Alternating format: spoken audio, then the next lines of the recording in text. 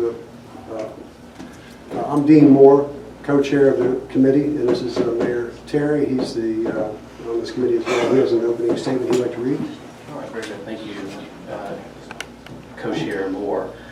So it's a brief statement to read, and then we'll go into the agenda.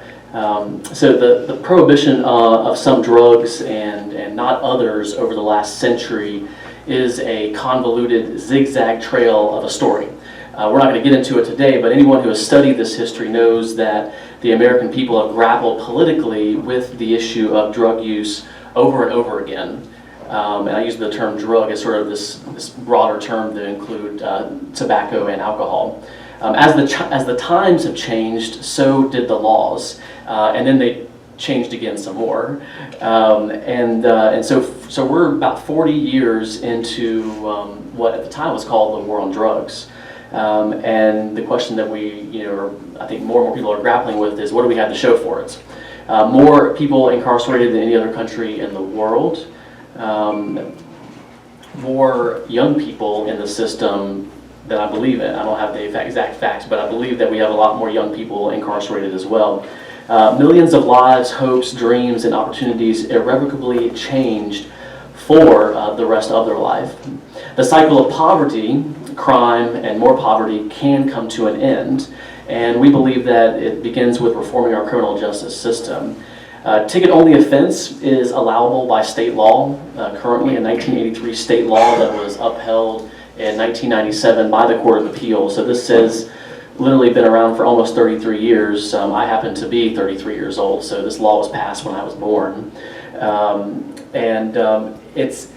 So there's concurrent jurisdiction on the substance known as marijuana under 1 ounce possession. And so this allows for municipal courts to choose how they dispose of and punish this offense under state law. It literally is the only tool that local governments have in their toolbox on drug policy. So this is literally the only thing that we can talk about.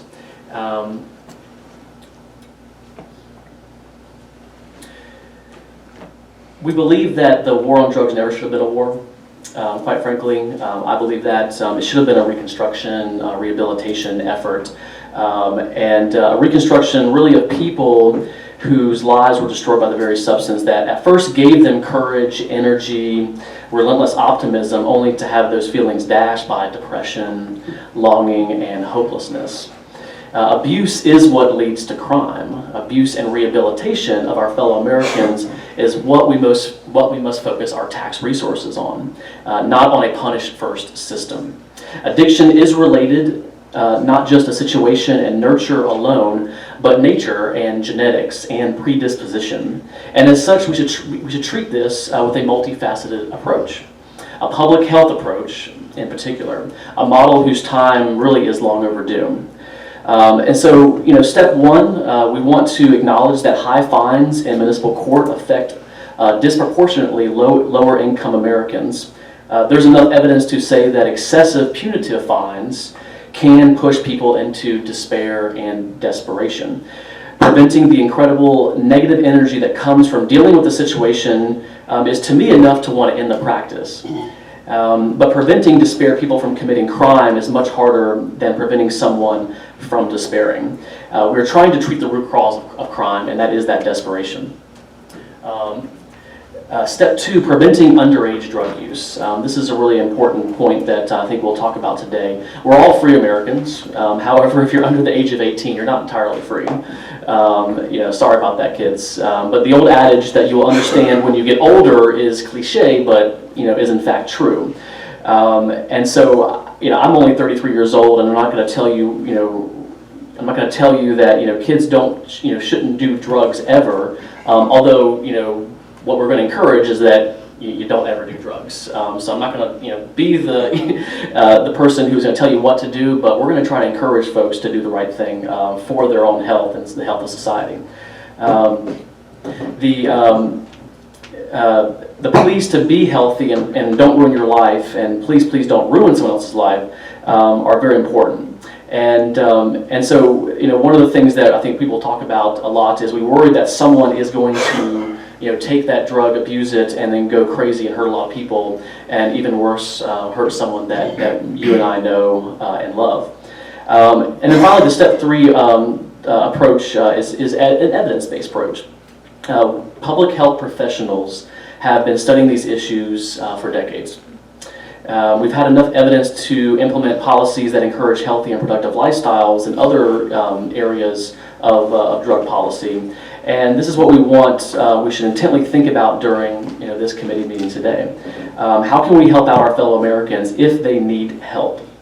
This could take a path of a warning, a low fine on first offense, but second and third offenses could involve mandated drug abuse health assessments, educational health addiction assessments. Our aim overall in this discussion, this is why it's in the public health or the public safety committee, is to create a safer Clarkston.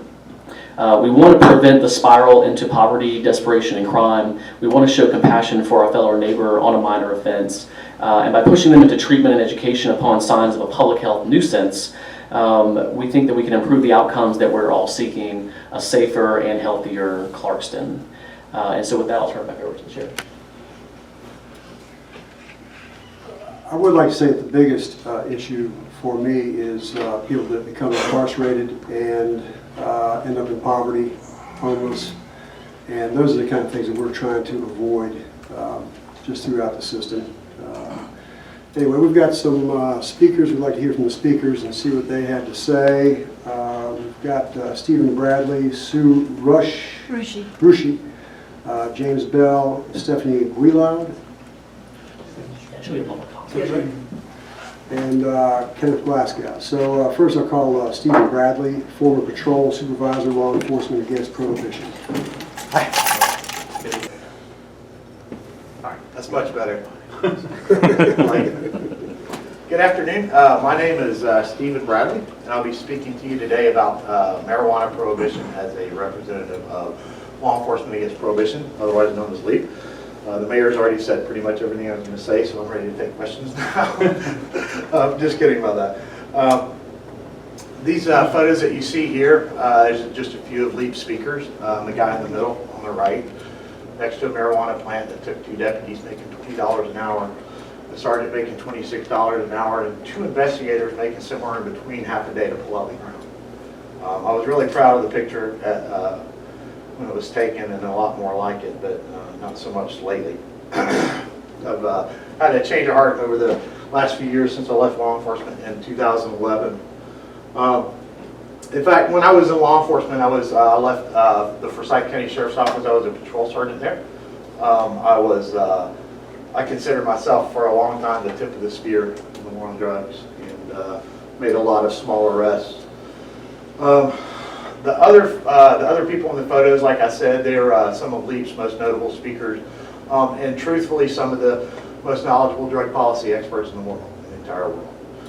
LEAP itself, we are an international educational nonprofit coalition of police officers, judges, prison wardens, prosecutors, federal agents, and people like that, other law enforcement professionals that have served on the front lines in the war on drugs. And we believe that that prohibition of drugs like marijuana is the wrong way to make our streets safer. And I'm going to show you a little bit about that, and the mayor's already mentioned most of it, so that we should breeze right through it. And we now have over 200,000 members worldwide, so that's really cool. We're growing by leaps and bounds. The first thing I want to make clear is that marijuana prohibition has transformed our country. As the mayor said, he's 33 years old. For every year that he's been alive, marijuana prohibition enacted by, for the most part, by President Nixon in the war on drugs has been in effect. So the U.S. has 5% of the prison population. You know what our 5% of the population of the planet, you know what our prison population is? We've got a quarter of the world's prisoners. And there's something wrong with that. And so what's supposed to be the freest country on the planet? We have the largest per capita prison population in the world, and 50% of those federal prisoners, and 25% of the state prisoners are in jail for drugs. And we haven't always had more people in jail than any other country. This all began a little over 100 years ago with the Harrison Drug Act, but really it didn't go into full effect until Richard Nixon declared war on drugs in 1971. And he did that after the Schaefer Commission, after former Republican governor from Pennsylvania, the Schaefer Commission examined the use of drugs, especially marijuana, in our society, and made a recommendation back to President Nixon and to Congress that marijuana should be decriminalized and we should discourage use by other methods. Obviously, that didn't happen. We went kind of the other way. So, as you can see here at the beginning of the so-called war on drugs, police made about 2 marijuana arrests per hour back in the late 60s and early 70s. Now we're making about 80 arrests per hour across this country. And this has been a Republican and Democrat issue along the way. Through the years, they've all piled on more and more sentencing rules and drug charges, and they've made the drug war more and more harsh for people. And right now, every year, we're arresting 750,000 people for marijuana. 250,000 people just for weed.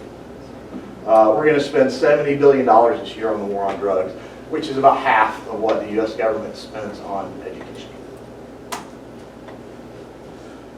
So the folks that are responsible for creating the drug war, I know this is kind of hard to read, but there's no way to put it in an easier method. I've tried. But the folks that are responsible for creating the drug war have laid out 3 things that they say will happen if fighting the drug war is successful. They have a 3-fold strategy. And that's to decrease the supply of drugs coming into the country, reduce demand for drugs domestically, and to reduce the negative consequences of drugs. And I think we all know that it just has not been successful. It has not in the slightest.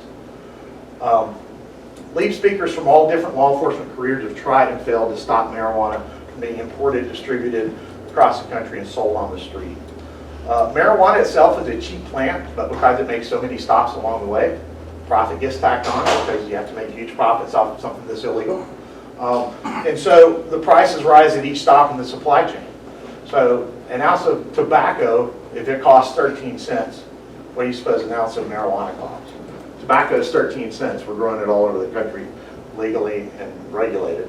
Marijuana goes for about $400 an ounce. It's in between, it's about a third as much as an ounce of gold. Most of the marijuana arrests I made during my career, there were young people, 17 years old, 18, 20 years old. And just to go back a little, you said 18 years earlier, Mr. Mayor, it's actually 17 in the state of Georgia that a person can be taken to adult jail. So it's actually a little worse. I've surprised a lot of 17-year-olds by taking them to big boy jail before.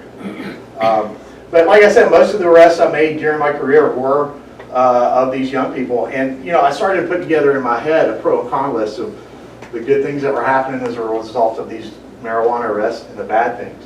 And even at the end of my career, when I still had some hope that the drug war might be useful for some people, I could still only put 1 or 2 things in the plus column. In the minus column, we have college careers down the drain. We have loss of financial aid. We have loss of, in certain cases, welfare benefits, housing. Can't get a job because of a criminal history. All over a substance that most people in this room have gotten away with when they were kids. And what we're talking about is, when I talk about these young people, we're simply saying, okay, you got caught with it, deal with it. And I mean, it doesn't make a whole lot of sense to me anymore. And so that's why, that's one of the reasons why I left law enforcement. Government surveys show that kids have been using marijuana at pretty much the same rate for the last 20 years. And even if you go back further, about 20% of high school seniors say that they've smoked marijuana in the last month. And in between all that time, we've had 24 medical states come online. We got 4 or 5 recreational states. Washington, D.C., our nation's capital. Recreational marijuana is legal there. And all during that time, it still stays about 20%. So obviously, I mean, whether we make it legal or not, with the education and teaching our kids how to make good choices, we say that. And I have no doubt that we could actually bring that number down. And we've done it with another drug. This is not the first time we faced this. We've been able to cut drug use in half for one drug over the last 20 years. Do you know what it is? It's tobacco. Teen cigarette use decreased by 50% in the last 2 decades. We were able to achieve this huge drop by regulating tobacco and educating the public. That's why you don't see Joe Camel around anymore. So what we need to do is get out of the mindset that marijuana prohibition is holding back a flood of drug use. It's not. What's preventing us from marijuana isn't prohibition, it's education. And if the government were to regulate marijuana instead of use law enforcement to lock people up for it, in my opinion, and in the opinions of people in other states that have done this, we would see better results. We would see less teen use. Obviously, we're not talking about legalizing here in Clarkston. We're talking about something much different, which is, the notion of decriminalizing something. But the notion stays the same. So marijuana prohibition obviously doesn't stop supply and it doesn't stop demand. Criminalization simply isn't the right tool to use to stop people from using marijuana or really any other drugs, frankly. Remember that in addition to also reducing supply and demand, we're also trying to reduce the negative effects of drugs like marijuana on our society. You probably can't read the fine print there, but the government strategy calls for prohibition to reduce crime, health, and social costs of the drug. But in fact, we're going to see that the war on drugs actually makes these negative consequences much worse. And some I've already mentioned about, loss of careers and education potential. But let's talk about crime real quick. One of the reasons we're fighting the war on drugs is to decrease the power of drug gangs and cartels. But thousands of people every year die in America, and 10,000 people a year in Mexico die because of our drug war. If marijuana were legal, analysts estimate that the cartels would lose roughly 1/3 of their revenue just from marijuana. If we relax the penalties on marijuana and regulated, its revenues would go into our economy and health system and prevention programs. But it's not working out that way. It's working the exact opposite way right now. And this is borne out by history too. In the 1920s, we had alcohol gangs, Al Capone and those guys. And the reason we don't see them anymore is because we ended Prohibition. And we didn't end Prohibition because we realized suddenly that alcohol was probably okay. We ended Prohibition because our cities and our families were being destroyed by gang violence from alcohol. It was a real thing, and I've never been to a speakeasy. I don't know if you guys ever have, but they're just not exactly very common right now because you can go to a liquor store and get your regulated, drink or whatever.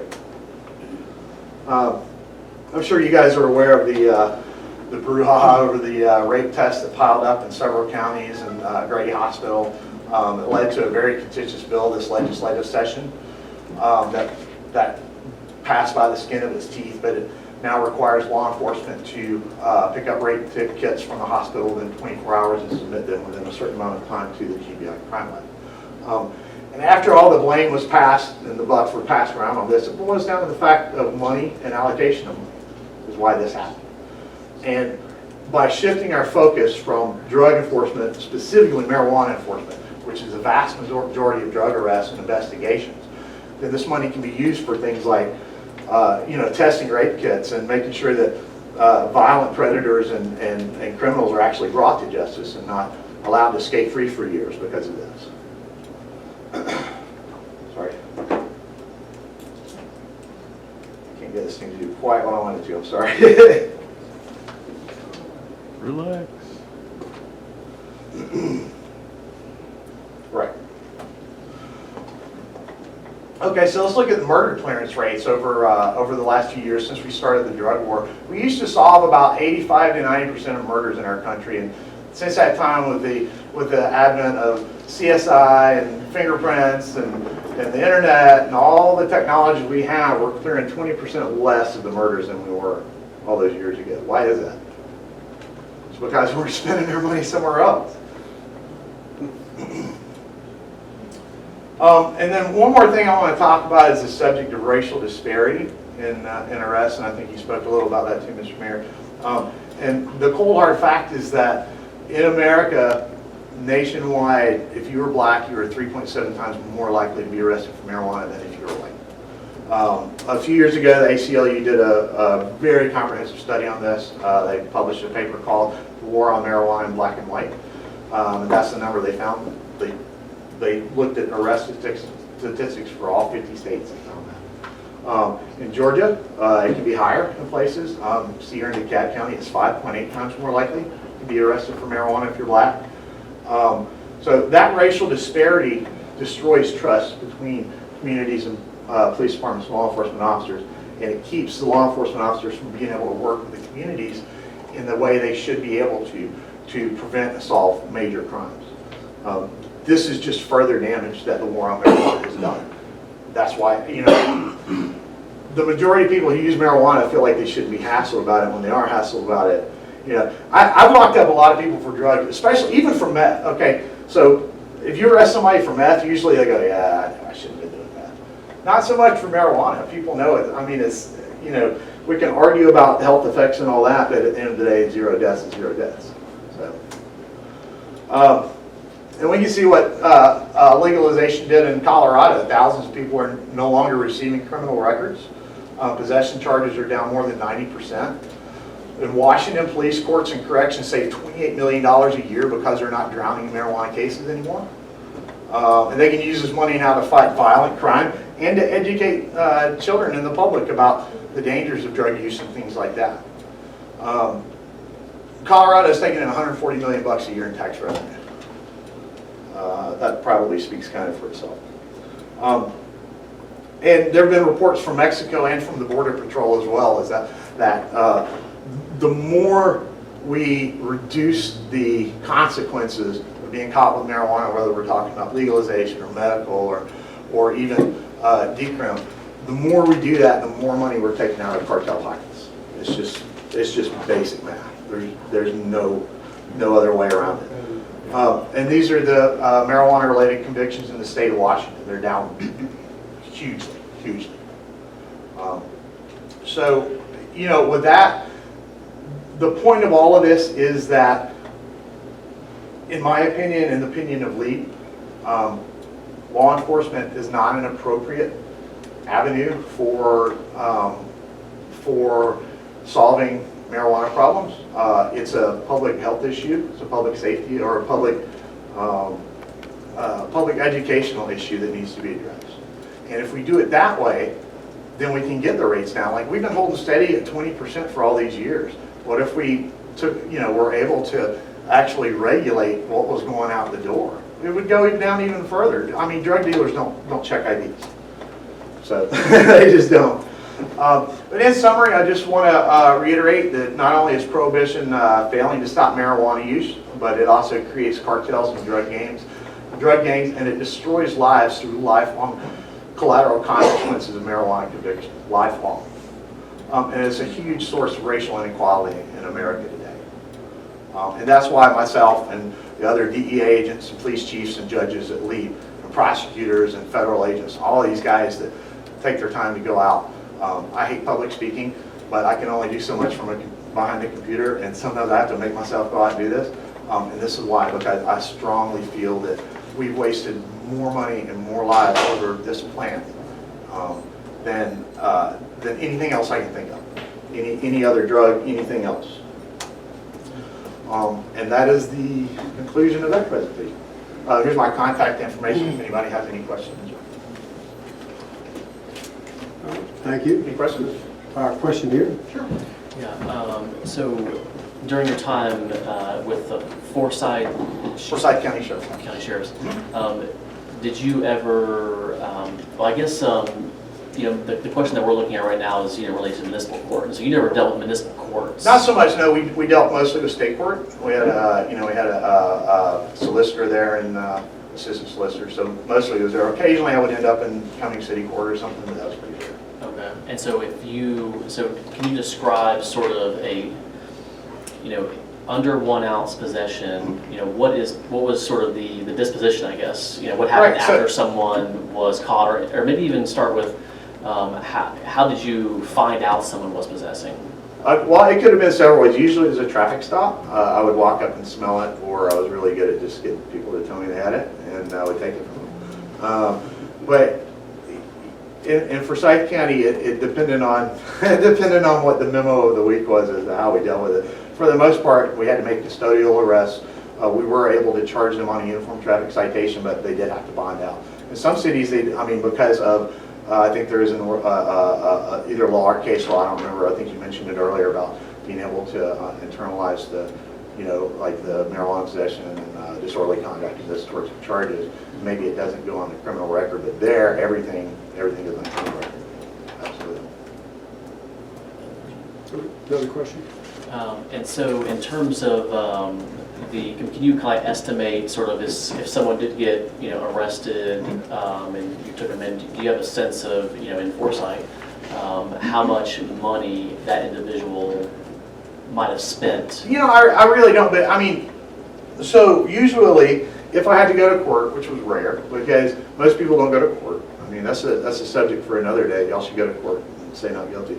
But if somebody went to court, then they would, the maximum fine for misdemeanor in Georgia is $1,000 a year, up to a year in jail. Nobody goes to jail for marijuana in Georgia for less than an ounce for a year, I hope. First offense, I hope.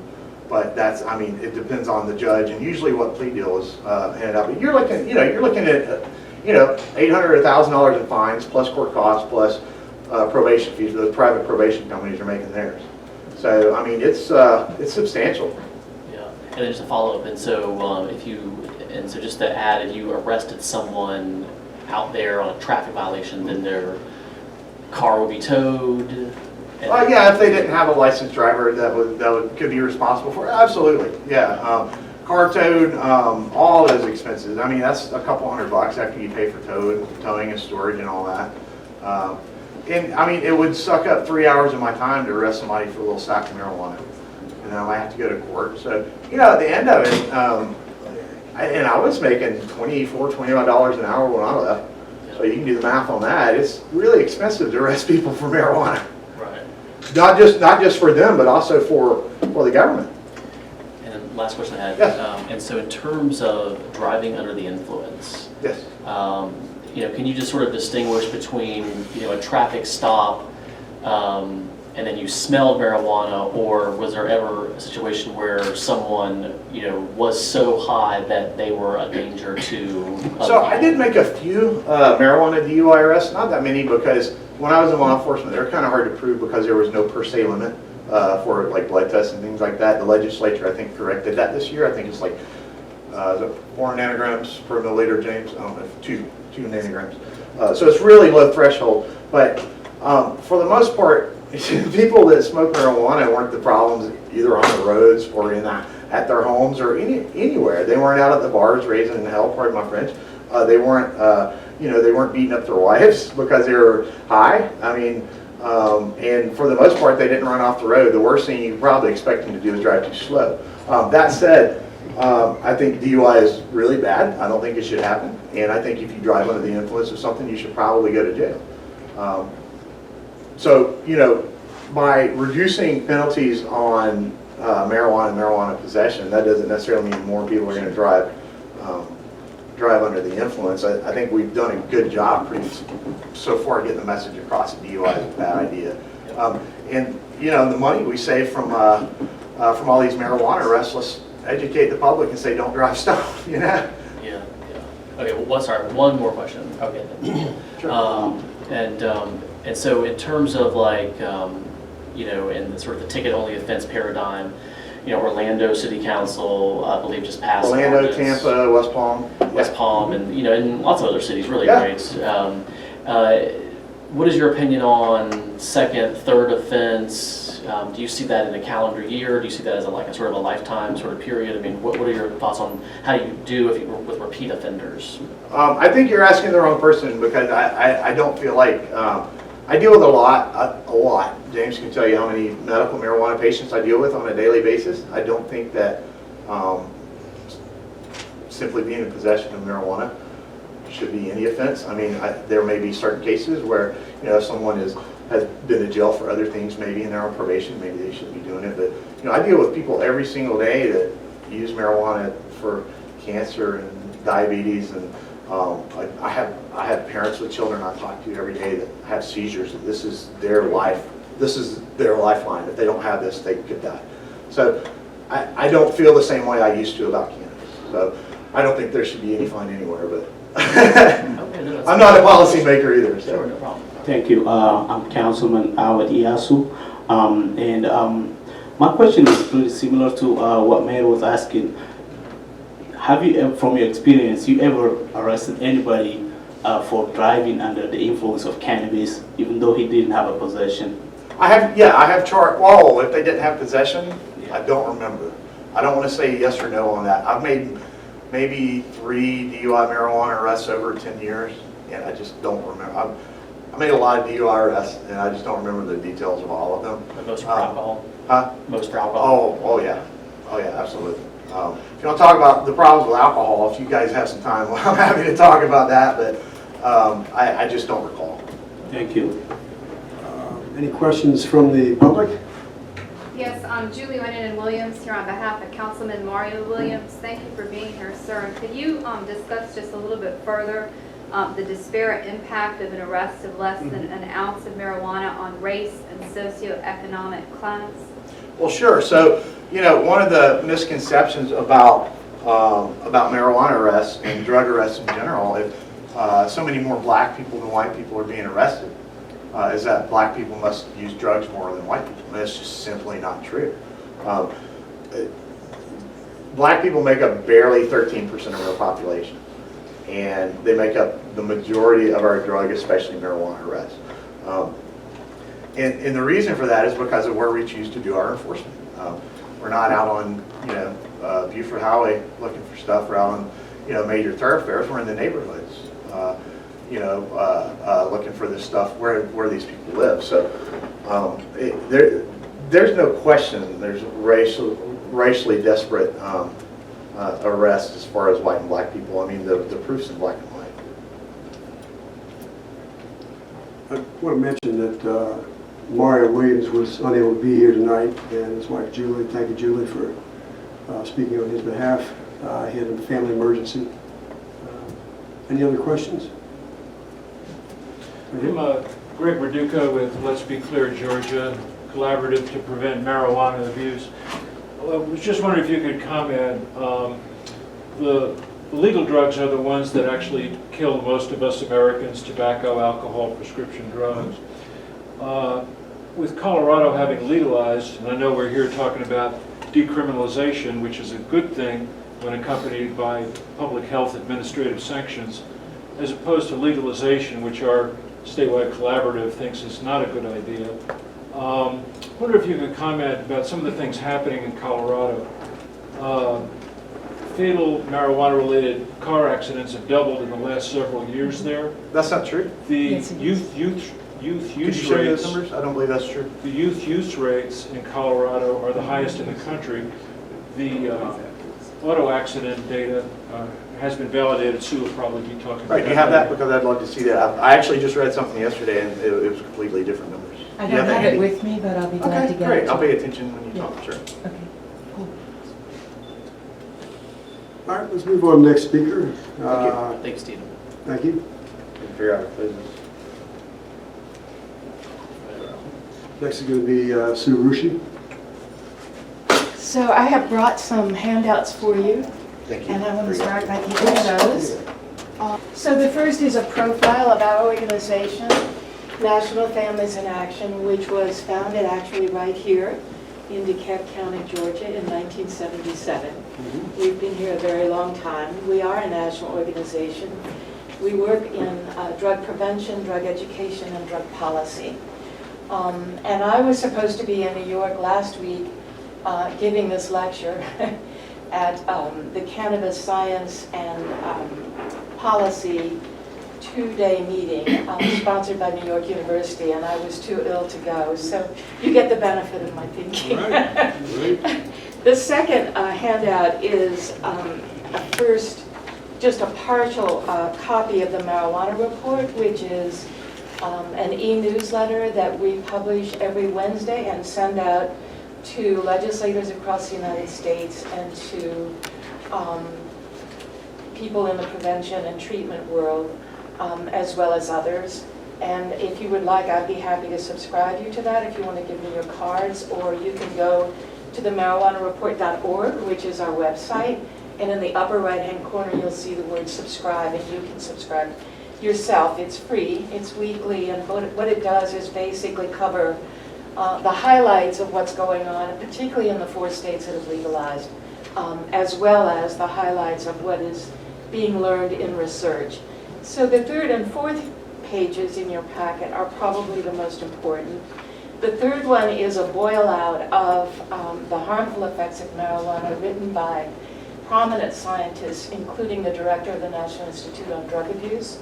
And it's a very quick take of what we know, what the research has shown about how marijuana affects people, particularly young people. And I think I would urge you to read it and read it carefully. And the last document is a list of resources that are available to you as you go down the road that you're pursuing that are right here in DeKalb County. We have several community coalitions that are funded by your tax dollars, your federal tax dollars, and we have several private organizations.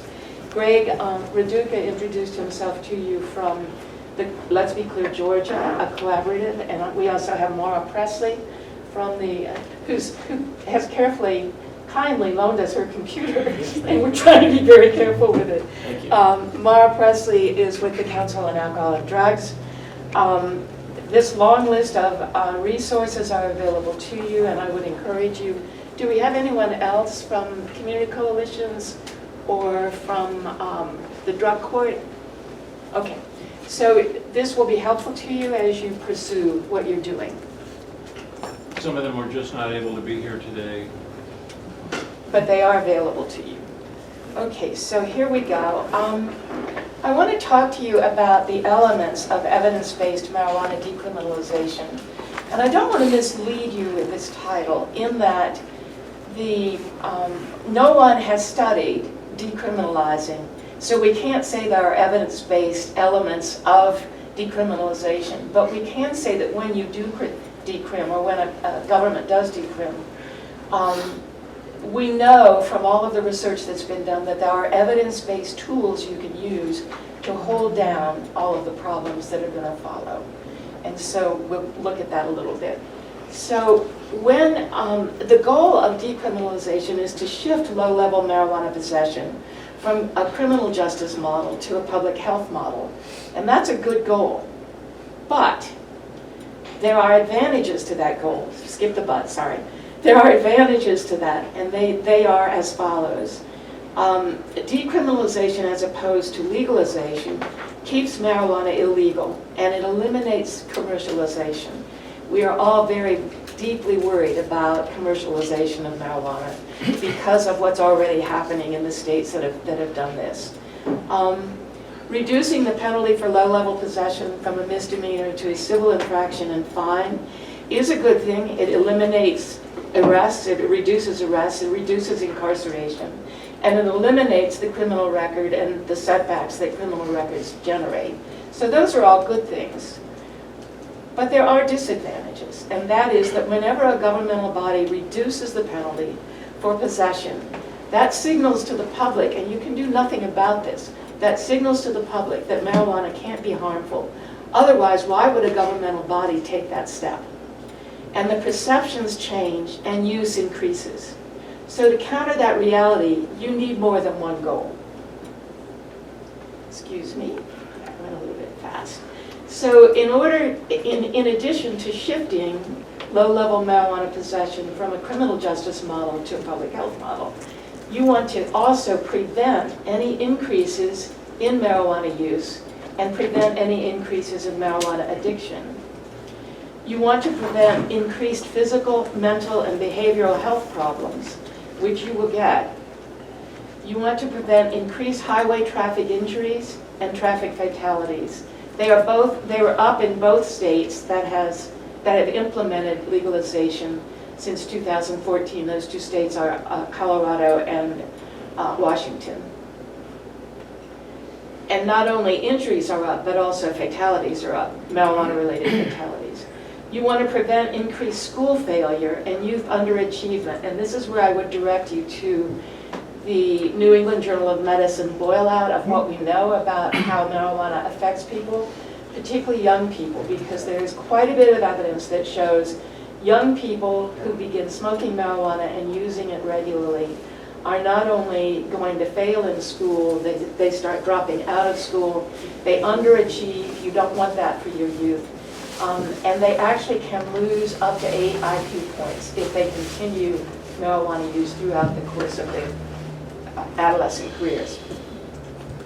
So you need all of those goals if you're going to reduce penalties in any way, whether it is formal decriminalization or whether it is not doing anything to enforce the law. You have the responsibility of making sure that you can reduce the problems that will come from that. If you don't, then your costs will escalate, both financially, your arrest levels will escalate, your human costs will escalate, and your human health costs will escalate, and I don't think you want that. So what kind of responsibilities are we talking about? Your mayor serves on the DeKalb County Board of Health, which is a huge advantage because you have resources of which you're not aware, I'm sure, that can help you go down this path. You have, what we want to see is mandated health screens, both physical and mental. There is now enough evidence that physicians in Britain only this week have released information saying that we have enough evidence that we know that marijuana can, especially high THC level marijuana, can induce mental illness. I don't think you want that, in addition to physical illness. We think that when a person is arrested for marijuana possession, they should be assessed for addiction, and if the assessment shows they need treatment, they should be given treatment. Again, there are resources within the county to help you with that. There are a need for educational services if treatment is not needed. So you can teach people who have been caught with possession, you can teach them why that's not a good idea for their own personal health. And then there's a need for social services if required to redirect the person to safe and productive behavior. This is my last slide, and what I'm showing you on the right-hand side is a young man who photographs himself and his activities during the day, which are nothing more than using shatter and wax. So the rig that he's got down in the lower right-hand, in the lower picture, is enabling him to inhale marijuana concentrates of about 90%, and he does it consistently and over and over and over again. Notice he's in his car. He's got his seatbelt on. Later in this video, in this particular video of his, he starts driving. He has another friend in the other seat, and they're both doing shatter. And he starts driving. The most remarkable thing about this video is that no one seems to be able to suck that smoke up out of that rig without going into compulsive coughing fits. And that's a health problem that you're going to be dealing with folks who are doing this in your county, in your city, if you reduce penalties without taking the responsibility to make certain that you're protecting people and helping them. An added incentive to doing this is you can hold that threat of an arrest record over their heads as an incentive to comply with these steps and to stop using marijuana. And they won't have then an arrest record. And that seems to me like the best of all possible worlds. I'm going to need to leave after this, so if you have any questions, I'd be happy to answer them. Yeah. So you think people that have small quantities of marijuana should be arrested and do jail time? I do not think they should do jail time. Oh. No, I think you should. I thought you were just saying that you can hold this over their head. No. so I think you should use the law to mandate them into assessment and treatment. And then if they comply with your asking them to do that, there's the arrest record that originally caught them is expunged. So they don't have a record.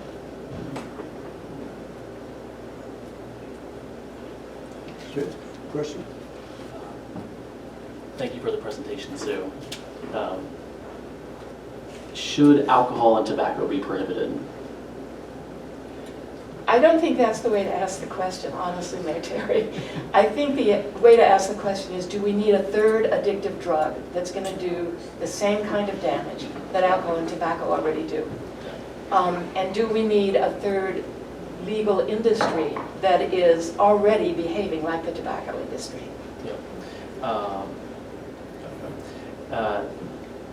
What would be a good strategy for indicating how the government or government officials feel or should, broadcast of how people should accord themselves in their city?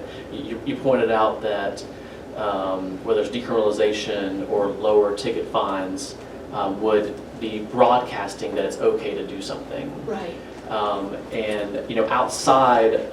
Because believe it or not, people trust their government. They know you wouldn't do something like that if it were bad for them. Right. And do you think that, just looking at other cities that have used ticket-only offense policies, Orlando, for instance, just had this debate, and their ordinance stuck strictly to, we're just going to lay out first, second, and third offense fines, and that's the ordinance. That's what we did. Do you feel that adding other layers, into this, this effort on public health would be, a different approach, maybe a smarter approach than simply just saying low fines? Absolutely, I do. And I think you have an opportunity in Clarkston to do something that very few, if any, other communities have done, and take a leadership role in showing them how to do it in a way so you add more than one goal. The one goal is to switch it from criminal justice to public health. But nobody ever talks about, so how do we get to public health? It's just like, oh, we'll slap the hand and that'll be it, and we won't have a problem. Not so. Yeah. So you have the opportunity to lead, not only in Georgia, but across the United States for a way to do this, and to help Orlando and the other Florida cities that are taking these actions do it better. All right, thank you for that.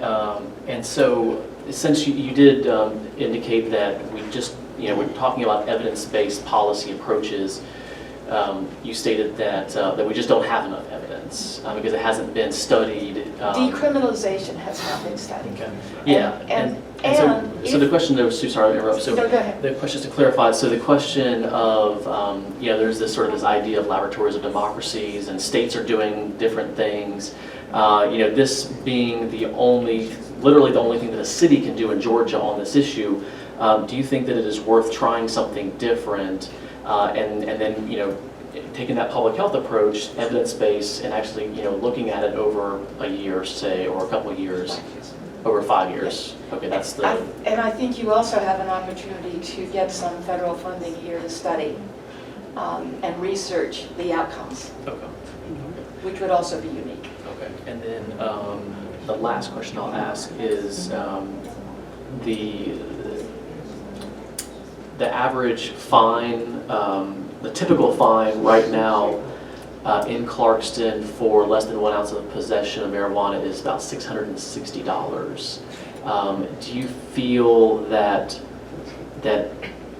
someone should have to pay that much money?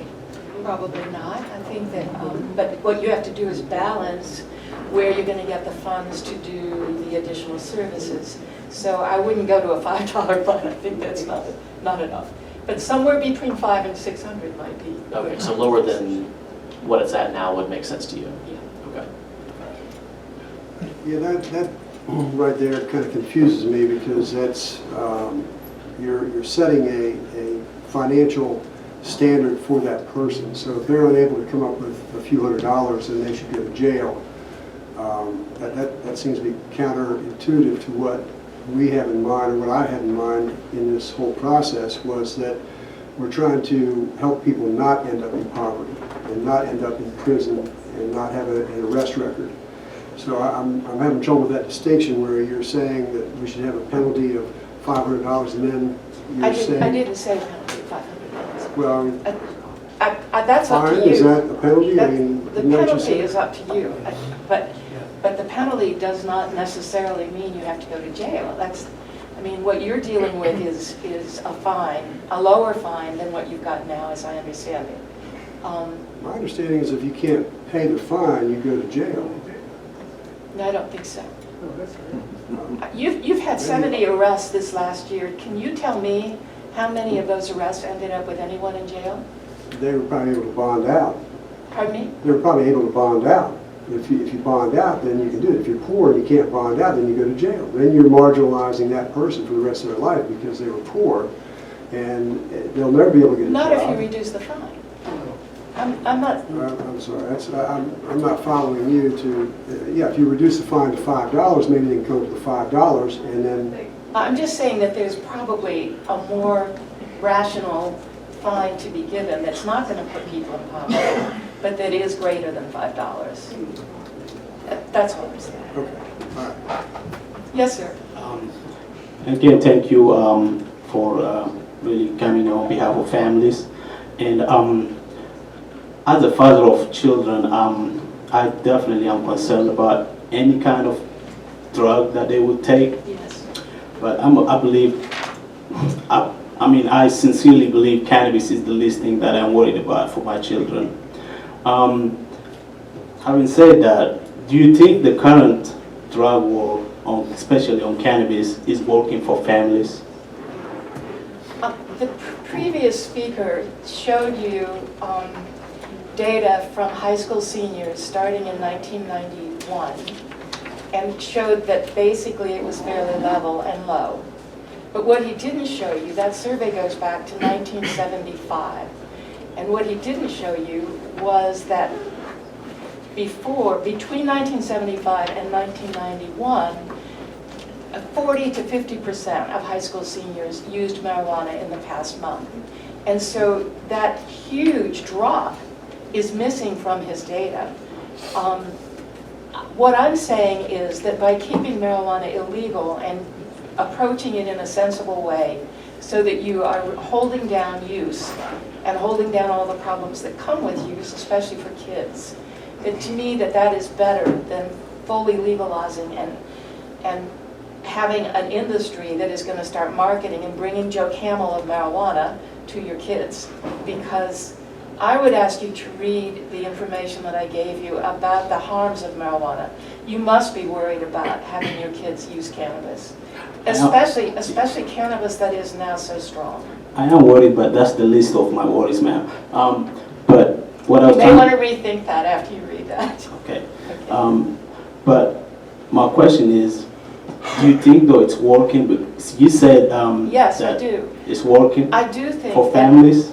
Yes, I do think that by keeping marijuana illegal, stop there. By keeping it illegal, we have been able to reduce use by 2/3 among adolescents in the United States between 1979 and 1991. And that's a huge, huge accomplishment. Thank you. Yes, thank you. Go ahead. So when I was in 5th grade, we had the DARE program. You know, remember the DARE program? I know Christian does, he's about my age. It was a 90s program, Drug Abuse Resistance Education. And, you know, I thought it was a great program, personally. I got a chance to meet Bill Clinton in 1996 because he came into Tallahassee, Florida, where I grew up, and he met all the DARE kids, and that was kind of fun. But, you know, they've obviously discontinued that program since the 90s. What are your opinions and thoughts on sort of how the school boards, and let's say DeKalb, because you're in DeKalb, and we're in DeKalb here, what is your opinion on the current sort of program on drug abuse, you know, in our elementary, middle, and high schools? There are a number of research-based drug education curricula that are very effective. I don't know how many of them are being employed in DeKalb schools, but my guess is, because we have so many community coalitions and others that are advocating for evidence-based education, my guess is they are. There are also drug education curricula that are developed by the people who want us to legalize that suggest that kids can use marijuana and other drugs responsibly and don't do anything to discourage use. And I know that kind of educational curricula is destructive and it meets its mark. But It increases use. But are there any schools that use that? Not, yes, in California and in in other states, but I don't think that's going on in Georgia.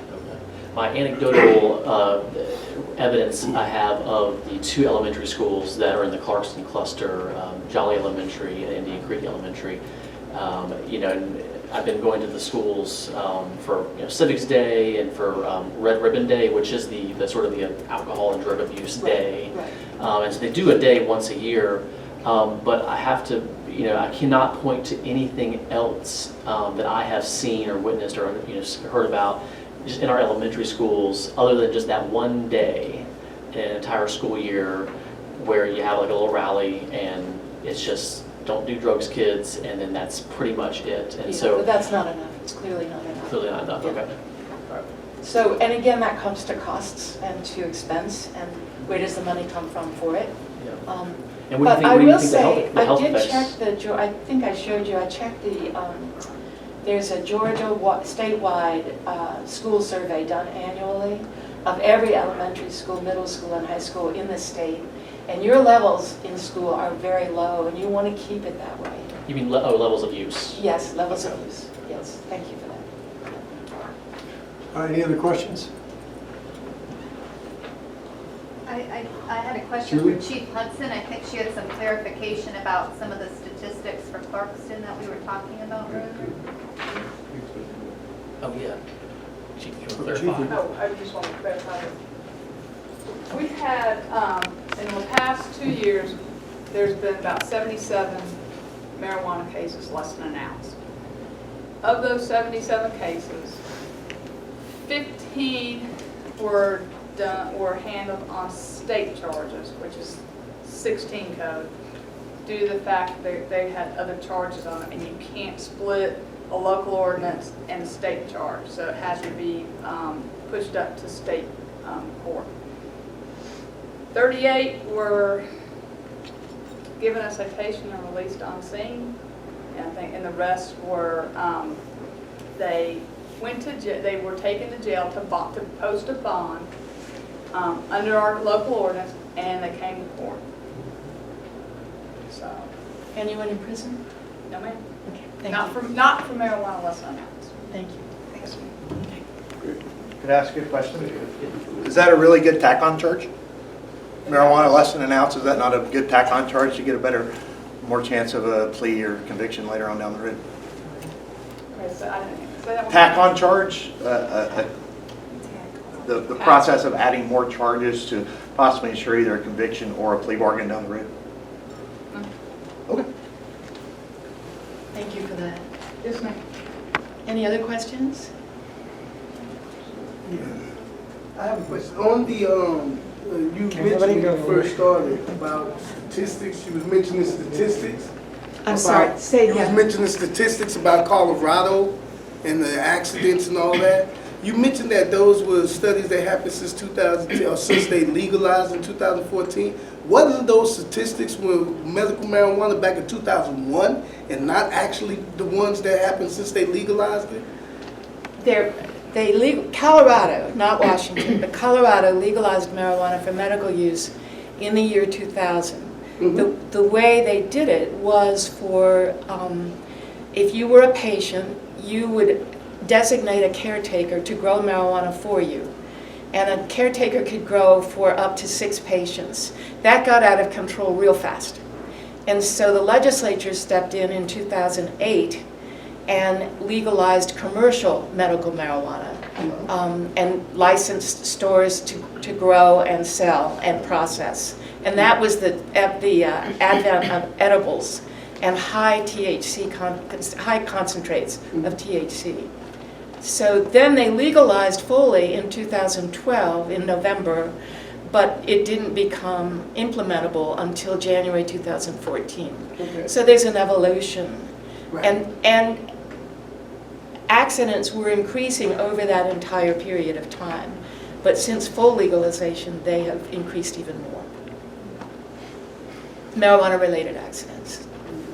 I'll be glad to get you the data. Yeah, please do. Okay. Anybody else? I was just Okay. wondering, does anybody who's caught with marijuana, do they necessarily have a problem and need to be treated? That's why you do an assessment, to find that out. Who does the assessment? Law enforcement or? No, health people. Health people. Is that a new job? Is that a new job, or do we go to the hospital for that? Or I'm just curious. There are resources within DeKalb County that offer those services. In fact, Peachford will do them for free, Peachford? with kids at least. I've taken people to Peachford. The Community Services Board in DeKalb County is the group that does that, those assessments, and then certainly the Board of Health, I think, is involved in that.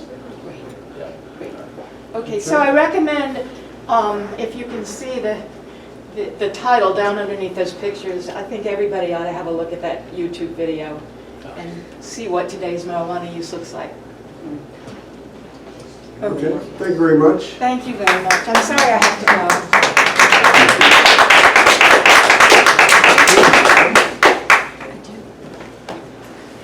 Next we have James Bell, Director of Georgia CARE, which spells care. Thank you, Mayor and committee members and council here. And I want to thank the public also for coming out on a Friday night to hear our testimony about this important issue. Good evening, my name is James Bell. I run the Georgia chapter, the Georgia Campaign for Access, Reform, and Education. We advocate for reform of cannabis laws in 3 areas: criminal justice reform, medicinal cannabis, and industrial hemp. We lobby, we educate, we go to college campuses, we go to city halls, and anybody that would listen to me, we try to go and speak about the issue of the harm of prohibition and what we can do to change and reduce some of the harms. Thank you for the opportunity to speak to you about an issue that has been ignored by many, but affects all the citizens of Georgia and through the marijuana arrest. I'm here today in support of the city's efforts to reduce the harm prohibition causes the citizens of this city and of this state. Under home rule, cities can prioritize how limited resources are spent. By allowing for a citation versus arrest, public safety will be enhanced by allowing officers to focus on crimes against people and property. In my opinion, possession of marijuana by an adult is a victimless crime. No victim, no crime. We understand as a city government, you are limited in what you can do to reduce the harm marijuana laws cause. Your move is not technically decriminalization, it's not legalization, but it's bringing the punishment for possession in line with the real nature of the offense. We can show disapproval of a substance without destroying the lives of those who choose to use cannabis. Let's face it, in spite of decades of prohibition and billions of dollars spent, cannabis is available to anyone who wants it. It's available in Clarkston. It's available in every other city in the state of Georgia. We estimate that 1 in 10 people consume cannabis periodically in this state. With a population of 10 million people, that's about 1 million people in the state of Georgia who ignore the law, who, in spite of some obviously serious offenses, more than an ounce, of course, is up to 10 years in the state penitentiary. Less than an ounce is up to 1 year. As I understand under your ordinance, you currently have reduced the penalties from the state level. So that's a positive thing. And many other cities across the state of Georgia have reduced the penalties by putting it under their ordinance. What is important about this is not whether or not you're going to go to jail, whether or not you're going to necessarily be put in jail for marijuana. It's the arrest record itself that we're trying to fix. That those arrest records do carry throughout your life. Even one day in jail can cause a person to lose their job. Marijuana record students can lose their scholarships. You've gone over some of the adverse effects of this. But let's talk about polls. Certainly public opinion is changing across this country. In Georgia, polls indicating from over 50% to up to 60 and 70% of people want to see some form of reform in Georgia for marijuana. 84% support in-state cultivation. These are likely voters in the state of Georgia. One poll a couple years ago showed that 62% of the people support decrim or some form of legalization. So certainly attitudes have changed here. I think as people learn more about cannabis, I think as we see more states that have decrimmed and legalized, that they're realizing that the sky is not going to fall. Many of the issues that were brought up here tonight are not related to the issue before you tonight. This is whether we're going to charge somebody $5 or $600. But the most important part is, I think, is sending a bigger message out to the state of Georgia that Clarkston is willing to reduce the harm and make a public statement about it. And I think that's what's important here also. And we're working in Athens, we're working in Douglasville, we're working in a lot of other cities here, trying to educate people about what you can do as a city. As far as DUI, your ordinance will not affect DUI whatsoever. Those are separate offenses. You'll be dealt with in state court with DUI. It has nothing to do with that. It has nothing to do with someone smoking shatter in their car. That's an offense in Georgia, and it's a DUI offense, and you can be, there's laws on the books that will deal with that on the state level. You can have a joint in your pocket and get a $5 fine, but if you're under the influence, you're going to state court. Okay, so that's really not even the question here. I do want to go back a while. By the way, I do want to say that I'm not sure that Ms. Rushi remembers me, but we go back some 25 years. We've debated on radio, and I certainly enjoy hearing both sides of this issue. 25 years ago, she was stating that boys who smoke marijuana will grow breasts.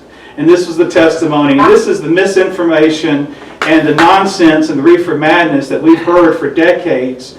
And this is what has been taught to many children. This is what has been taught. And when we tell kids and we lie to children about the real effects, I'm not here standing before you saying there are no harmful effects to marijuana. The point is, how do we deal with it? Do we deal with it as a criminal justice matter, or we deal with it as a health matter, or an educational matter? We've dealt with it. Tobacco is just as legal today as it was 40 years ago, but certainly tobacco use is declining because we have, in ways, stigmatized it. We're not arresting people for it. We're not holding criminal records over their head to try to force people to behave. Frankly, it's none of our business what our neighbor does as long as they're not harming us. If they get behind the wheel of a car, they're affecting us and they're affecting everybody around us. This does not deal with children. It's still against the law to possess or to sell or give children marijuana. This doesn't affect that in any way. I just want to leave you with a thought here, and I am open to questions. But I go back a ways and looking at a former president, Jimmy Carter, once said, just 7 years after really the war on drugs began with Richard Nixon, he stood up before the American people and said, marijuana continues to be an emotional and controversial issue. For 4 decades, efforts to discourage its use with stringent laws have still not been successful. More than 40 million Americans, this is 1977, more than 45 million Americans have tried marijuana, and an estimated 11 million are regular users of the drug itself. And regular users. Penalties against possession of a drug should not be more damaging to the individual than the use of the drug itself. I'm going to repeat that. The penalties against possession of a drug should not be more damaging to the individual than the use of the drug itself. Where it is, they should be changed. Nowhere is it more clear than in the laws against possession of marijuana for private use. We can and should continue to discourage the use of marijuana, but this can be done without defining the smoker as a criminal. States which have already removed criminal penalties for marijuana use, like Oregon and California, have not noted any sufficient increase in marijuana smoking. The National Commission on Marijuana and Drug Abuse concluded 5 years ago, from 1977, that marijuana should be decriminalized. I believe, President Carter believes, it is time to implement these basic recommendations. Therefore, I support legislation amending federal law to eliminate the federal penalties against the possession of up to 1 ounce of marijuana. Ladies and gentlemen, I submit to you that these words were true in 1977 and they're true in 2016. A couple of other issues about mental illness. I don't think there's any evidence to show that marijuana causes mental illness. I think we could actually show that marijuana has actually helped a lot of people with mental illness dealing with their problems. People can't abuse marijuana. People do stupid stuff in our society, and they endanger people in our society, and those issues can be dealt with in the proper way. Your ordinance here does not affect that in any way. So we commend you on what you're doing, and we look forward to helping in any way move this effort forward, not only in Clarkston, but in every other city in the state of Georgia. And what we want to send a message to our legislators, ultimately it's up to them to change these laws. And we're going to work to change these laws on the state level to where the cities will not even have to deal with these issues. But just think about the impact of limiting the resources. Yes, in this city, perhaps nobody goes to jail, but that arrest record, if it's dealt with on the state court, certainly is detrimental in many ways. By keeping it under this city code, we can deal with it. We can still discourage the use of it. This is not somehow that if you charge, there's no difference in a $5 fine and a $500 fine here, other than whether or not you can pay it. And I tell you, if you are on probation and you can't pay your fine, you're going to stay on probation until that fine's paid off. And it's just more opportunities to have more contact. And I must admit, somebody who's caught, and just not necessarily in the car, it could be on the street or sitting on your couch. Somebody who's caught more than once or twice, more than a couple times with marijuana, 2 or 3 times, there's probably an issue there. Why are you having so much contact? And of course, we talked about the racial disparity in the arrests all across this state. DeKalb County certainly, and I think it was mentioned, that 5 times more likely for a black person to be arrested than a white person. The answer is not to arrest more white people. The answer is to stop arresting so many people. And let's be fair about this. We can discourage marijuana use without considering people criminals.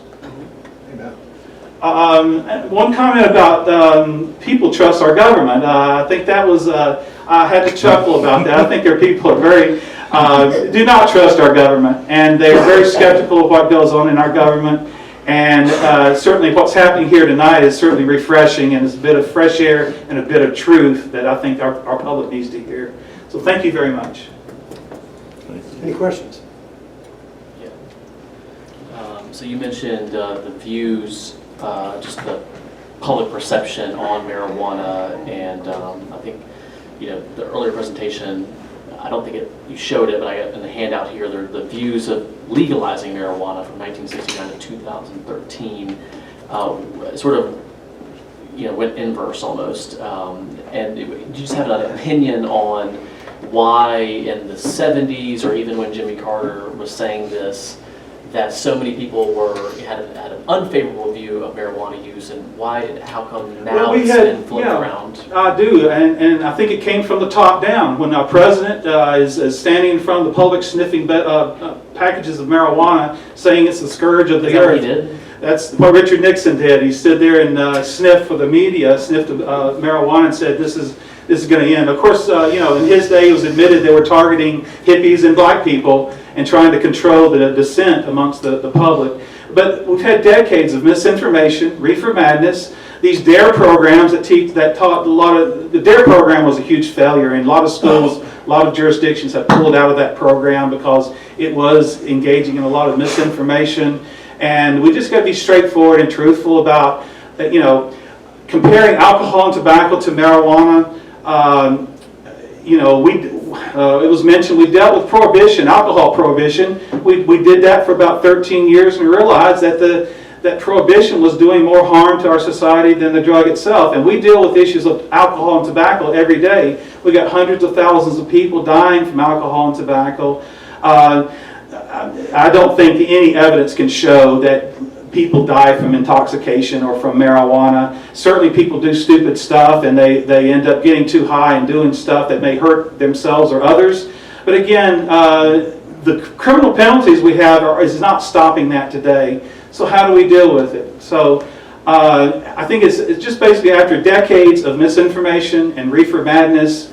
And, you know, look, marijuana prohibition started with a lie.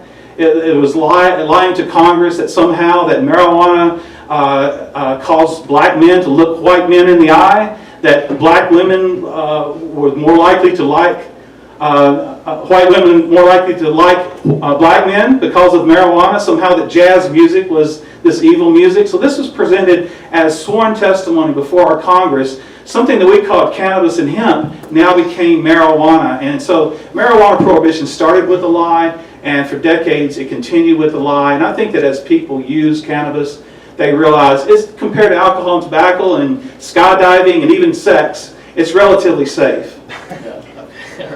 All right. And then one more question. You know, we talked earlier about, you know, the evidence-based approaches and how, you know, America really has had sort of a, in some states it's been a little bit longer, but in many states it's been sort of this new occurrence.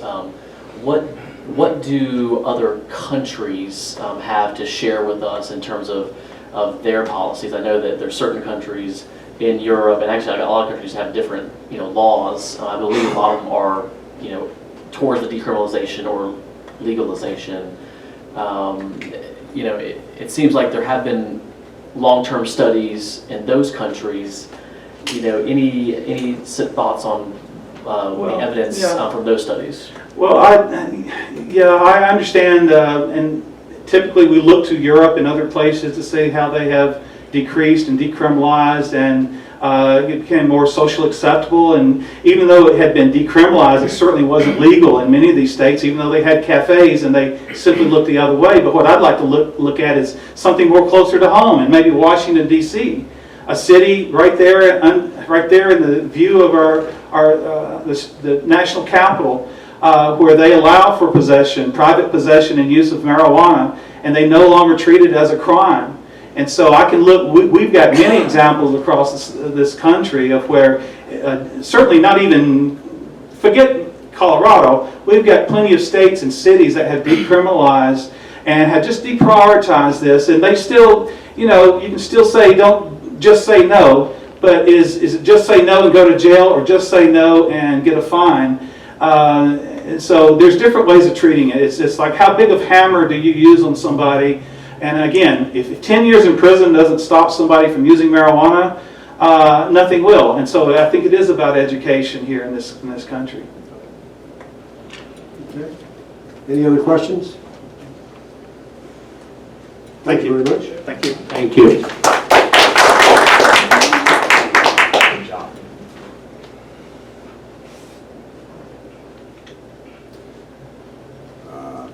Would you like to present? Sure, just briefly. Stephanie Gilliu. Gilliu. Okay. Yes. Thank you. Evening. My name is Stephanie Gilliu. I'm one of the co-directors of Project South, a Atlanta-based organization. We've been around about 30 years. We work with young people and other organizations here in Clarkston and around the South. And I just wanted to commend the mayor and the city council for really tackling this problem and introducing a really positive solution to a systemic issue. And I think one of the major positive solutions here is really maintaining local integrity in terms of leadership and determining solutions locally. I think are going to be the best ways to handle and making sure that city councils and political bodies can really hold that is important to our overall democratic process and how we move. So we appreciate that. As an organization that works with young people, what we know for sure and have seen many, many times is that a single drug offense can be a one-way ticket to a spiral downward. And it affects opportunities, it affects education, and it affects community involvement. And what the problem is definitely not marijuana or the drug, but the fees, the parole demands, that all the unnecessary distractions that keep people from really moving forward and making positive choices. So it's the criminal justice system often that can harm communities and disproportionately communities of color.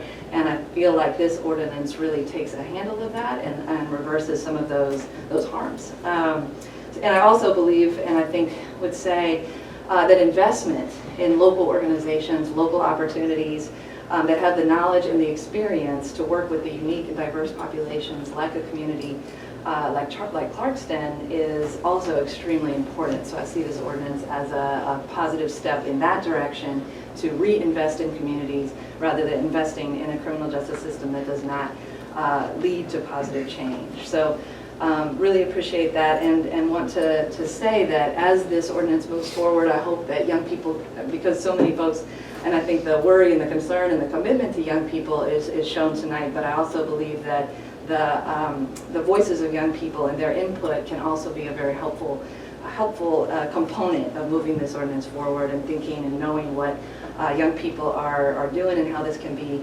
best serving in the full community in terms of families and young people and leadership development. I think this ordinance could be a step in that direction. So I appreciate y'all. Thank you.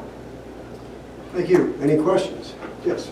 Yeah, so thank you, Stephanie. So the young people that you work with, do you work with some young people who have criminal records or just at the very least do you work with people who, young people who have been arrested or just even spent a night in jail? Yes.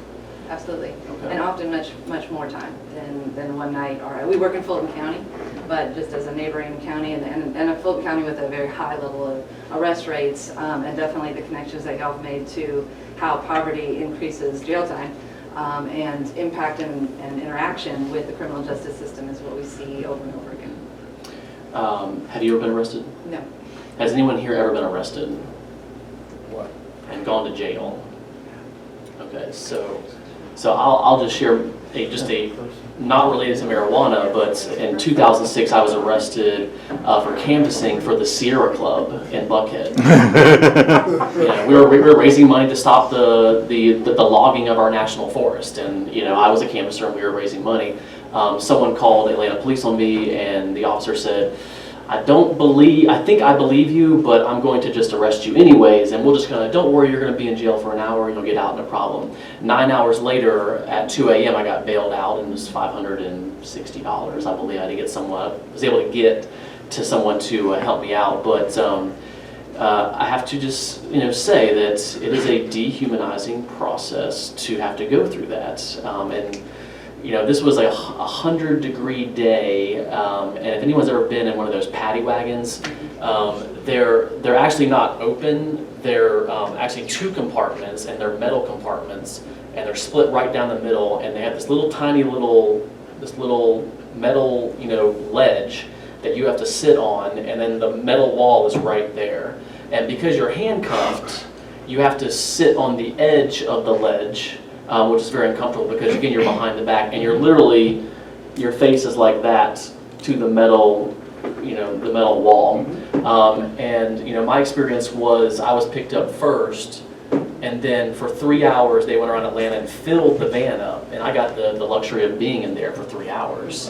And then of course going through the whole booking and fingerprinting and all the steps. They move you around this large container. They have signs on the wall that says, after feedings, you have to throw away your trash. Very, just almost like you're be treated like cattle. And I apologize, Mayor Terry, I have been arrested. My mom's here, so I can't lie. I thought you were going to say arrested for drug offense, which I have not. But I have been arrested, and it is a dehumanizing process. We have certainly advocated the courts can be dehumanizing the entire process. So I think that's and it's a dehumanizing process that has lasting effects. Especially for folks who are constantly targeted and seen as wrong before they've done anything. Whether that's what we see is, we are right by Carver High School, and young people, students are just walking to the bus stop, and the cops are called on them for no reasons. whatsoever. And so that cycle and that creates a whole level of psyche, not just in the individual, but in communities as a whole. So absolutely. Well, I mean, it was a lasting effect on me because I still remember it to this day. And, you know, it was, you know, it's in my mind that, that we, you know, if, you know, just in Clarkston, you know, in general, I know that we were talking about not doing arrests, but, you know, it's the principle of the matter about trying to avoid unnecessary punitive punishments, whether they are considered low-level fines and, oh, just a couple $100 and you'll just go to jail and you'll be out. But this, you know, just speaking for someone who, you know, could afford to be bailed out, it still was one of those things where, you know, the next several days and weeks, you just kind of feel off about it. You feel like, you know, something didn't, you know, the injustice was, you know, was served there. So. Any other questions? Yeah, I had a comment. Stand up, I please. was wondering. Stand up, please. Stand up, please. Oh, okay. I'll stand up. There was a distinction that this gentleman has made, I believe, between what our council is kind of been proposing as a limit. He said up to 1 ounce, and that we've been saying less than 1 ounce, and I think that's an important distinction to make. I think if somebody puts out $400, they're going to want to weigh ounce, and that's not a small distinction. I think that's important. I think we ought to say up to 1 ounce. Also, I wanted to ask if any of our speakers here know anything about the comparative. Well, we've been talking about marijuana, and I don't know what this stutter or shatter, whatever it is. I don't know what that is. It's a concentrated plant, highly concentrated form. Okay. Extracted. And so we got that. What is the position of anybody in here on hashish and hash oil? It falls under a different state law. Different state law. Yes, it falls under Georgia's hash oil law. So when we're talking about under 1 ounce of marijuana, we're talking about dry flower.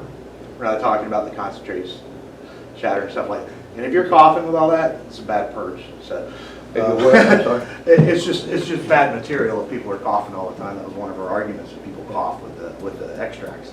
It's just. Well, I just brought that up because to me, I think hashish is essentially just a concentrated form of cannabis.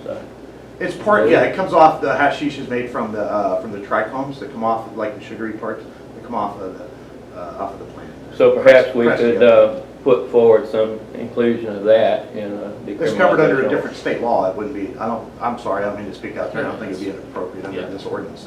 We would not. You're saying your opinion is we would not be able to include. I'm saying possession of hashish is a separate law in Georgia. But we could, and that's my question for you guys to maybe consider is, could we consider that in this ordinance? So if somebody got a gram of, I guess you buy it a gram of hashish or something, that you might also put that as a a $5 misdemeanor charge, or just say it, you're not going to prosecute. I like what somebody was saying, you just leave it alone. Thank you. Okay, anyway, thank you. Anybody else? Thank you very much.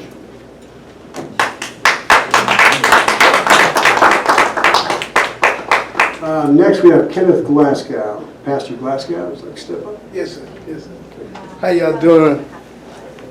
First of all, I'd like to thank you. I had to get back from New York. I was up there at the UNGAS at the United Nations, and we've been talking about the drug war. And we were there. Somebody asked earlier about other countries. I think it was you, Mayor. And to sit there with all the rest of those countries and to talk about how they address marijuana was like really, really surprising to a lot of us that live here in America, because they looked at us like marijuana. We were talking about drugs. Like marijuana wasn't even a drug, So it was like really, really alarming to us that they don't even see it in that capacity. But I also was very, very happy to be able to come here and state that Clarkston, amongst Georgia, that was even considering this right here. So I want to thank y'all for that and the consideration of banning the box. And I'll mention banning the box and tie it all in later on. But first of all, I want us to go back to what my fellow colleague from Georgia Care was saying about the top aide from Nixon. how he just admitted no longer than maybe less than a month ago that the drug war was designed not only to target hippies and black people or minorities, but to separate us as well. And it has successfully done that. The other thing that the drug war has successfully done is created racial profiling. It has created deficits in all of our cities, our states, and our counties, in our jails and our prisons as well. I'm listening to everything that y'all was saying about going to jail, and I'm glad that there's such an impact on your psyche of what happened to you going to jail and riding that paddy wagon, because most people don't get that opportunity.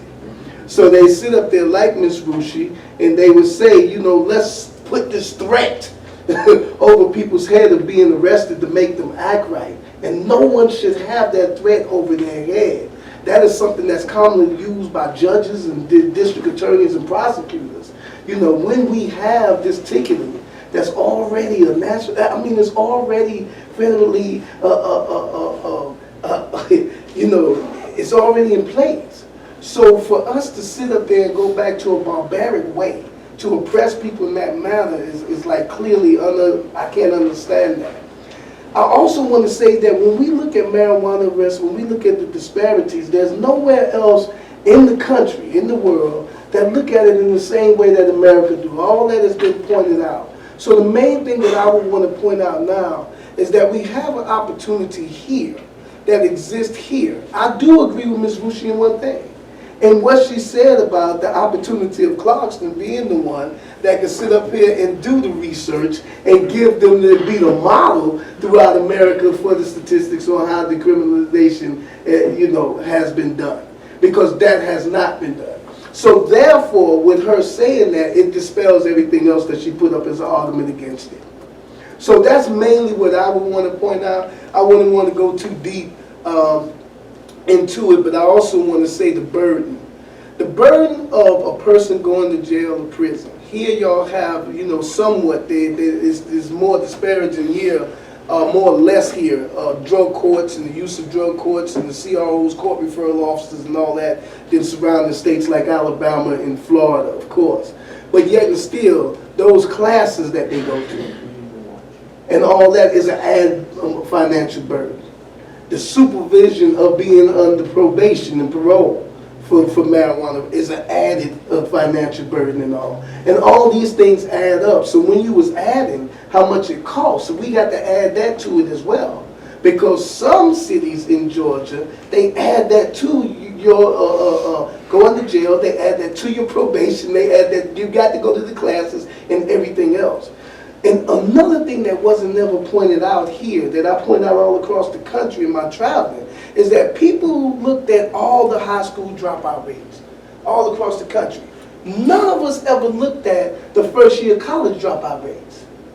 And you know what the main proponent for that was? Marijuana. Possession of marijuana and marijuana arrests that totally stopped a person who was already in college. They had to drop out, they lost their Pell Grant, they lost their student loans, and therefore turned into a life of maybe crime. But it definitely affected their life in such a way, okay? The other thing that we want to mention is ban the box. The other thing that Clarkston is looking at, and I thank God for y'all, ma'am. I thank God for you, Mario Williams, and all the rest of your council. Y'all looking at banning the box, and what that is taking off the job application, are you a convicted felon? Which gives a person the opportunity to do what? To express themselves, explain themselves in the interview process, and to where they can ask them, because there's no one that should be banned from a job unless their crime pertains to the job or has something to do with the job. So I just want to thank y'all very much. I've been traveling. I'm going to be very short in my speech. I just came back from the Ungassed United Nations, and I hope you got a lot of questions for me, man, like you did for everybody. Can you say your first and last name and title? Pastor Kenneth. On the mic. Pastor Kenneth, Kenneth, Glasgow, GLASGOW. I'm the founder of TOPS, the Ordinary People Society, and the Prodigal Child Project, and the co-convener over the formerly incarcerated and convicted people. We're a group, I don't know if y'all heard about the Super 8, that is like an advisory council to the Department of Justice re-entry into agency council, and that's all the department heads of the DOJ. So I see the effects a whole lot more than other people do about people going to jail, how it affected their life, and most of the people that we talk to from prison, that been to prison and that in prison, you know, what caused you to go to prison? I got busted with marijuana. And what happened? It turned me into how did it turn you? Because I went to this dehumanizing factors of going to jail, of being incarcerated, of being treated inhumanely, and then it just turned me and made me into something else that I wasn't. And I continued in that lifestyle. I couldn't get a job. I couldn't get myself together. I like to lost my kids. You know how many women are losing their kids now for marijuana arrest? I don't know. Yeah, you know, a lot. The increase of women have went 300% in the last 5 years. It was at what 500% in 2008, 2009, close to 2010, and now it's up to 800% increase in women going to prison and jail for drugs, especially marijuana, about 65%. And so, in terms of, you know, thank you for that, Pastor. In terms of the, you know, this idea, this principled approach to looking at this issue from a public health model instead of a criminal justice, you know, punishment model, you prefer something different than the criminal justice? Most definitely. Dr. Carl Hart, he addressed the United Nations up there when we was there, along with my brother there. And Dr. Carl Hart expressed something to us that was very, very clear. He said everybody in America use drugs. Some of us use aspirin, some of us use Xanax, some of us use Liz, some of us use, we all use drugs. But to sit up here and classify marijuana as a drug and not have any statistics of it causing any fatalities, not having any statistics of it causing us any kind of medical problems. And he's a public health doctor. And he looks at it from a public health position, and we need to look at it from a public health position. And answering your question about different countries, guess what? They look at marijuana as public health. They look at all drugs as public health. Even your neighboring state right now, Alabama, in the 1901 Constitution, I want a lawsuit there because under the Moral Turpitude Act, you cannot take anybody's voting rights for possession of drugs. And I got one sort of, I mean, you may be able to answer this, and if you can't, then some of our speakers who are left. When it comes to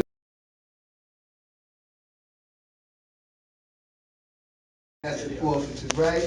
But in my experience, we've not only sued and won in municipalities concerning what you said about the bonds. People that can't make bonds for marijuana arrests and all, we have to release them by their own recognizance. So that was a lawsuit because we found that to be unconstitutional, as well as asset forfeitures.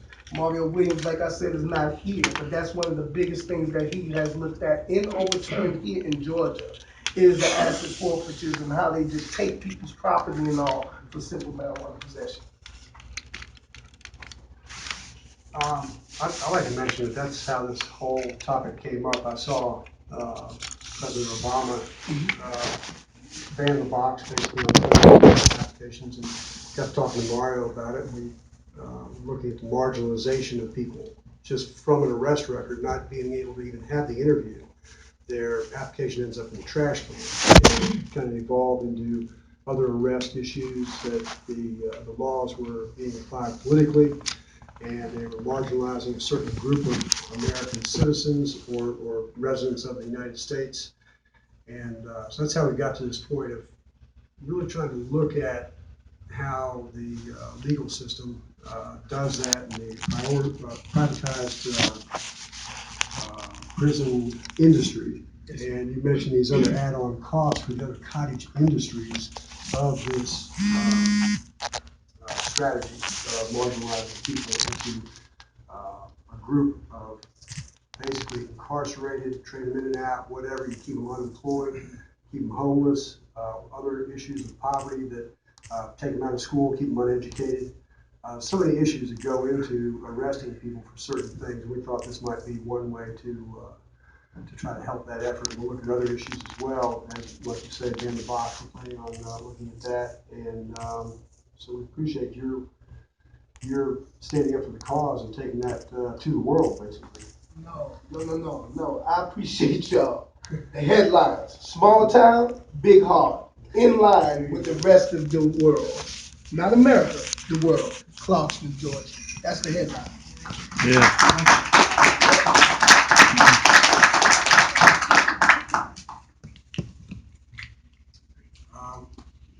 That was the final listed speaker. Anybody who would like to get up and do a presentation and speak? I can be brief. Public comments? Sure. I can be brief. Introduce yourself and. My name is Walker Chandler. I ran for lieutenant governor twice in Georgia and attorney general for the Libertarian Party candidate. I'm a criminal defense attorney, and I'm looking into the issues of regulation of cannabis, not when, not if, but when it is made fully legal in Georgia. Now, I think that what we all need to realize in here is whether or not marijuana is good stuff or bad stuff, it's going to be legalized in Georgia because the majority of people are going to want it legalized. They already do. And so the real question becomes, what is the role of the cities at this point? They are licensed essentially to steal money from people. And that's all it is. It's theft. And once you realize that in 2 or 3 years it's going to be legal to possess, then what are we doing in the meantime? In the meantime, cities are just essentially stealing money. And Clarkston has this opportunity, which I think you all realize, to say, we aren't that kind of a place. We're not the kind of place that just rips people off because the state legislature let us do that. You know, I noticed y'all had these cards out front, Clarkston Culture Fest and Clarkston 2040. And y'all have a vision. And the vision, I think, is of this multicultural community where people are nice to each other. And isn't that a great start to say, we're not going to steal your money because we have an excuse. And we're going to steal as much. I mean, I've seen a lot of, like I say, I practice criminal defense. And from judges, prosecutors, cops, they all know that what I'm saying is right. I tell them they're in the same position that German soldiers were after the breakout at Normandy. They're just inflicting casualties for no good moral reason. And I'm glad to see that y'all are considering stopping the infliction of casualties and setting a good example for the people and the other communities of Georgia. And I thank you for that. And that's what I have to say. I'd be glad to answer the questions. I would say one thing about forfeiture law is I've seen it a lot where and I'm not saying Clarkston's ever done this, but where the police just simply find a lot of money on somebody and say, well, you couldn't have this much money legally, so they take it and they do what I call put it in an envelope and send it to the DEA. And then, lo and behold, DEA never gives the money back. It doesn't matter. I mean, it's just theft. That's all it is. It's just legalized theft. And it's wrong. And I'm glad to see you guys are talking about doing nice stuff so that you have that nice community. All right. Thank you. April 30th is the Cultural Fest here. Yeah. 5K in the morning. Come on out. Question over here. No, I just want to put Miss Julie Williams on the spot if I can ask the forfeiture because she can explain it to us because I want everybody to have a good depiction of what happens and how it happens and what it takes to get your stuff back. You can't get it back if they send it to the DEA. Well, it's very complicated and difficult, and there's a lot of constitutional rights that unfortunately have been violated against Georgia citizens. But I'm not prepared to discuss that, but I do have a question on behalf of Councilman Mario Williams for Pastor Glasgow. Could you elaborate as to why you think people focus on arrests while staying away from the disparate arrest statistics across race and socioeconomic lines? Can we separate the two, or do they have to be viewed together? I was trying to avoid that and be nice.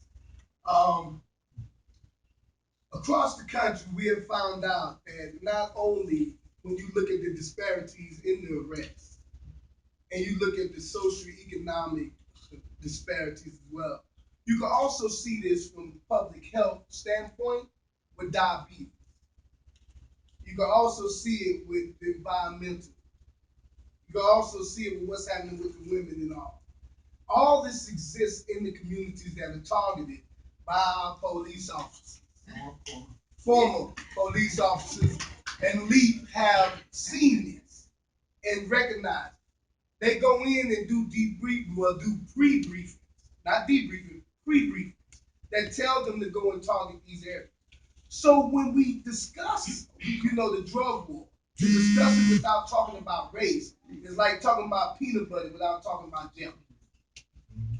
We have to discuss it in its entirety because we'll sit up here and what we'll do is we'll eradicate, the drug war, we'll eradicate the disparities, we'll take all that out, we'll take this portion out, we'll take that, and we'll still leave a racist system that's in part. And what will happen is people that will come into it will have the great heart and the goodwill and humanity, not humanity, but humanity to do the right thing, but they'll mutate to a racist system that already exists. So we cannot discuss one without the other in the answer to that. We have to discuss it all. And that's why I mentioned in the beginning that even Nixon's top aide, he said that it was to separate us this and that and the other. But the breakdown of that is it was to separate us by socioeconomics, it was to separate us by classes, separate us by races, and separate us as a whole between law enforcement and what? Our communities. The last thing I would say is that an officer told me, he said, man, if you look at the 50s and 60s, an officer used to wear his uniform and it was tight. I mean, do y'all remember when the officers used to wear the uniforms and they were so tight and pressed and the arms were so cuffed and pressed just so? And then in the 70s and 80s, they used to wear, and you would see the officer as what? Just like a preacher, dressed in the suits and stuff. And then about the 80s, what happened to the officer? Close to the 90s, what happened? Militarization. They stopped wearing the uniforms. What did they start wearing? Fatigues, bulletproof vests, and declared war. So we cannot discuss one without discussing the other. The socioeconomics of this is that all the targets for us is to go into the blight and poor areas and do drug arrests for people that's already poor, for people that are already out there because they cannot make enough money to take care of their families. And so what we turn around and do is arrest them and stop them, and then we don't give them a job, so we stop them from having the opportunity to be in that productive citizen and taking care of their families. People like me who are formerly incarcerated, all thing we want to do is be able to take care of our families and be a productive citizen like you. Can you help? That's all I would like to say my observation on the Ferguson community, a very racially divided community where they marginalized a large portion of that community and then eventually had to get paramilitary vehicles and become a paramilitary force to control that crowd of people that they marginalized and created as a community in poverty. Yes, Mr. Busey. Mr. Chandler, are you aware that municipalities receive federal seizure monies to operate large portions of city police department budgets? And what is the nature of that seizure money? Is that civil asset forfeiture monies that had come from someplace else to this city, for example? That's a question. To this city, for example, from people's assets, property that has been taken because there was an ounce of marijuana found in the house, perhaps? I'm not sure how they allocate their funds. I think it's almost on in other words, if this city sends in $1 million worth of property, this city gets its cut of that stolen, those goods. I don't think they just put it into a general pot and send it out, but I don't know. So I'm sorry. So where does this city civil or federal seizure fund money come from? I mean, he didn't really know. Okay, I'm gonna answer that. I have a captain that's attached to the task force. So when they go out and they make their arrest, and there's a drug seizure, and there's money or there's whatever property, it gets split between the people that work on that task force. It's called the equitable sharing program with the federal government. And might I add, from a national perspective, that is being looked at now by the DOJ. They reinstated. They reversed it. They reversed it. They stopped it because of, they were so far in debt. Okay. Next comment? Should I go upstairs? Yeah, come on here.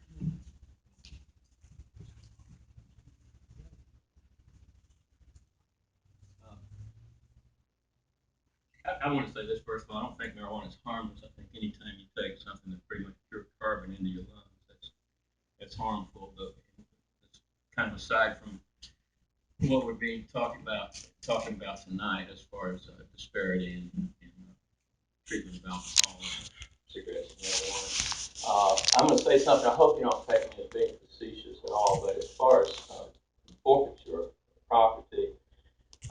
If we're talking about a $5 fine now for up to an ounce of marijuana, why should someone forfeit the $400 worth of marijuana that they just purchased, or any other amount of it? Once again, I believe someone said that in Washington D.C., it's decriminalized. They don't do it. You don't mess with it. If somebody's not driving under the influence of marijuana and they're found in possession of up to an ounce of marijuana, I'd really like to see it considered not having that forfeit asset. That's a considerable asset for something that we're trying to say ought to be decriminalized. I totally agree with it. I don't even like the idea of a $5 fine. I'd like to see it not have to do that. Anyway, that's my comment. Anybody else?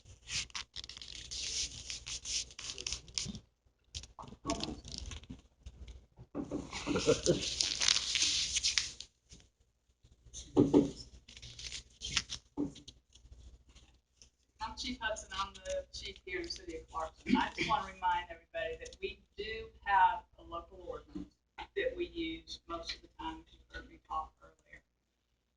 And, we try to keep all the charges here in city court. My officers are out there, they're not that worried about catching that person with an ounce of marijuana less than an ounce. They don't want to do all that paperwork, just like what he was talking about.